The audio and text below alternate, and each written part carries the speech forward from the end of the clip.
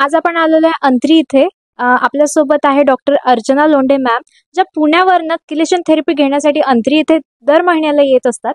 तर आपण त्यांच्याकडून जाणून घेऊया की कशा प्रकारे किलेशन थेरपी ही पेशंटला मदतगार साबित होते.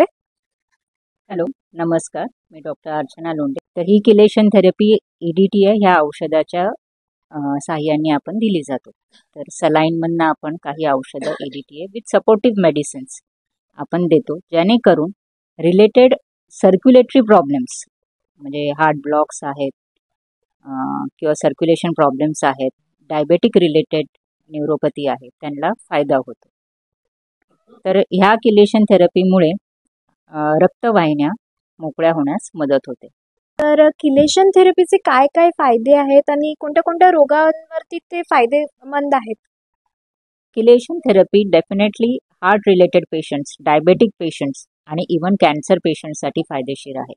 ज्यांच्यामध्ये ब्लॉक्स अँजिओग्राफीमध्ये आलेले आहेत और ज्यांना चेस्ट पेन होत आहे किंवा रिलेटेड कार्डियक डायबिटीज प्रॉब्लेम्स आहेत, त्यांच्यासाठी सर्वांसाठी उपयुक्त आहे. ही थेरपी किती महिने करणं आवश्यक असतो? आता पर पेशंट रिक्वायरमेंट इज डिफरंट. आता प्रत्येक पेशंटला आपण त्यांचे रिपोर्ट्स बघून त्यांचा किती ब्लॉक आहे आणि त्यांची health conditions, current health condition बघून आपण किलेशन किती घ्यायला पाहिजेत, किती सेटिंग्स घ्यायला पाहिजेत ते आपण सांगतो. जर तुम्हाला या बाबतीत अधिक माहिती हवी असेल तर आपल्या खाली दिलेल्या नंबरवरती संपर्क करून तुम्ही मॅडमशी संपर्क साधावा. धन्यवाद.